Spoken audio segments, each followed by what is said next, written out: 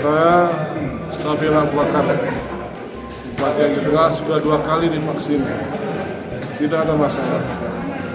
Alhamdulillah untuk Aceh Tengah juga penurunan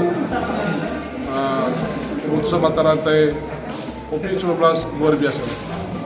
Kita sudah menuju zona hijau. Mudah-mudahan seluruh Aceh akan hijau.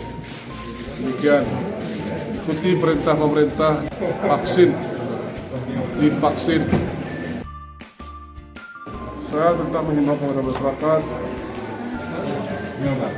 terus mendukung dan divaksin. Ini keharusan sebagai warga masyarakat Aceh Tengah.